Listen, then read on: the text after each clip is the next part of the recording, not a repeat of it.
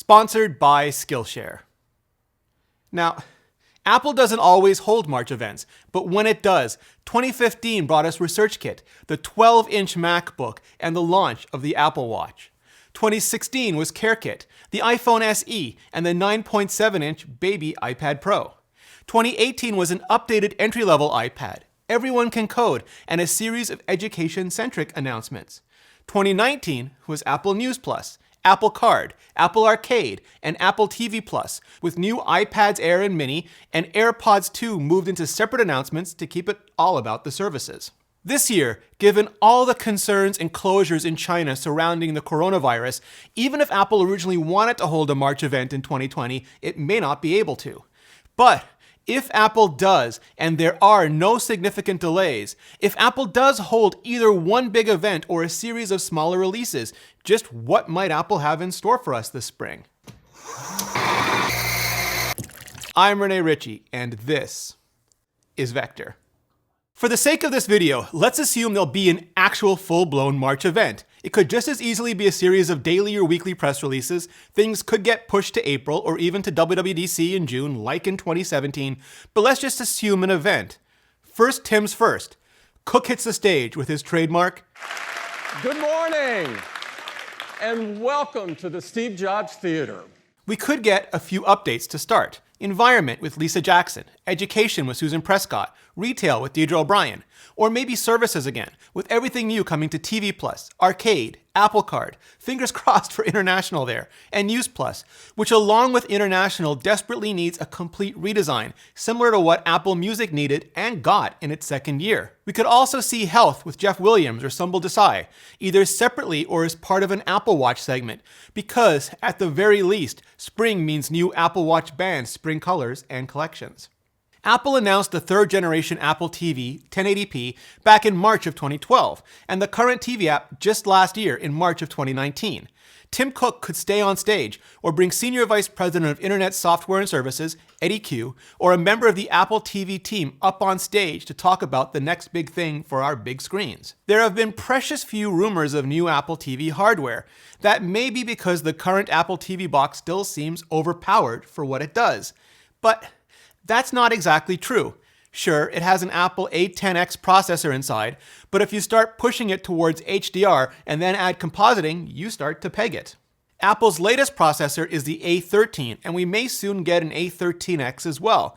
We won't need that in an Apple TV box until like 8K wall sets are an everyday reality, but an A11X or A12X? More importantly, an updated Apple TV 4K would let Apple drop the price of the current Apple TV 4K. As nice as it is to have iTunes and TV apps on other platforms, even Samsung's Tizen, and hopefully Android sooner rather than later, having a more affordable Apple TV 4K for everyone as a next step up from those apps would be even nicer, especially if Apple's not doing that Apple TV stick I've been hoping they do for a couple years now. Greg Joswiak, Jaws, Vice President of Product Marketing, did the onstage honors for the iPhone SE. Maybe we'll see him again for the iPhone 9. Maybe Kai Andrantz, newly minted Vice President of iPhone Product Marketing, who handled the iPhone 11 last September. I just did a whole video on the rumored iPhone 9, and I'll link to it below instead of trying to recapitulate it all right here, right now. But the TLDW is, it's widely expected to be similar in spirit, if not size, to the 2016 iPhone SE. That is to say, an older chassis with modern internals. In this case, the iPhone 8 design with the iPhone XR or iPhone 11 internals. If the iPhone 8 design disappoints you, remember this phone is for two very specific markets. People who want a less expensive iPhone and people who want a new iPhone with a home button. And this, whatever the opposite of disappoints is, points exactly those people. If the iPhone 8 4.7-inch size isn't small enough for you, that's just a side effect of modern processors. As phones got bigger, the power and thermal envelope got bigger, allowing for faster, hotter processors. Ones you just can't cram back into smaller 4-point-nothing sized phones of yore. Apple would need to make a whole new processor to fit a whole new smaller chassis, and that would bring with it a higher, well above entry-level price. And this iPhone 9 should hit $399, even with support for the U1 chip and AirTags. Now, I originally thought we'd get AirTags with the iPhone 11 the way we got AirPods with the iPhone 7, but alas, it was not to be. Rumor has it though, that wasn't then, may well be now. It'd be super easy, barely an inconvenience, to flow right into it from the iPhone 9 and the U1 chip. a small, disc-like accessory that you can attach to anything and track anywhere with the new Find My network, the one Craig Federighi, Senior Vice President of Software Engineering, demonstrated way back at WWDC 2019.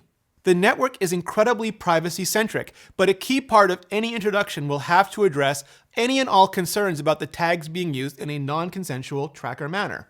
I mean, it's all fun and games when Spider-Man sneaks one onto a supervillain, but the idea that someone could slip one into a bag or pocket or car or whatever to stalk someone else just has to be shut down, with things like ping limiters, long before the hot take headlines can even start writing themselves.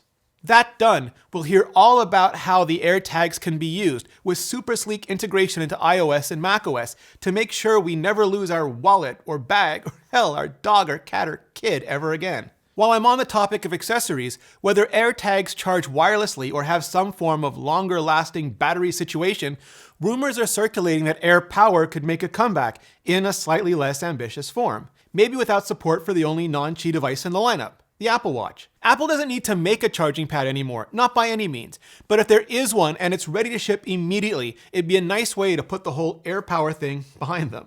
Last year we got the second generation AirPods right around the same time as the March event, but not during the March event. Still, if rumors of Apple branded over-the-ear wireless headphones are true, they could well be worth some stage time. Phil Schiller, Senior Vice President of Worldwide Marketing, did the AirPod and HomePod honors in previous years, and he straight up loves the computational audio tech that Apple has been putting into all of their devices lately, so expect them if you see him. Given what Apple has gotten the 10-core H1 chips to do in the AirPods Pro, I can't wait to see what they can do with StudioPods Pro. John Turnus, Vice President of Hardware Engineering, handled the last iPad Pro introduction.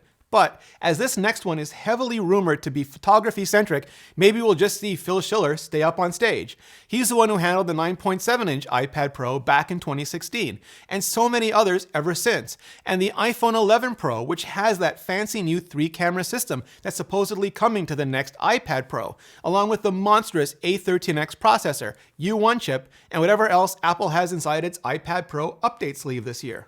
If John Turnus doesn't do the iPad, maybe he or Tom Boger, head of Mac product marketing, or one of their team members could come out to wrap things up with the Mac. Probably tops of everyone's list is to get that new magic Scissor switch keyboard from the new 16-inch MacBook Pro into a new 14 or 13-inch, and into an updated MacBook Air. Second is Intel 10th generation silicon, all around, if those specific chips are finally ready to ship. Otherwise, we'll have to wait until WWDC in June. That, at least, would give us some extra time to build more better habits first, thanks to Thomas Frank's new Skillshare course, Real Productivity, How to Build Habits That Last. It's a comprehensive class like only Thomas can do that'll help you build sustainable habits without once feeling like a failure. Seriously, through research, experience, and his own trial and error, Thomas lays out the groundwork for lasting habits, and is here to share his experience with you and get your impossible list off on the right foot for 2020 and beyond.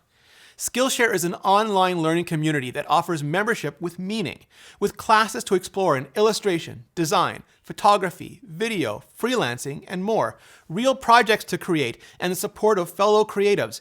Skillshare empowers you to accomplish real growth, all designed to move your creative journey forward without putting your life on hold.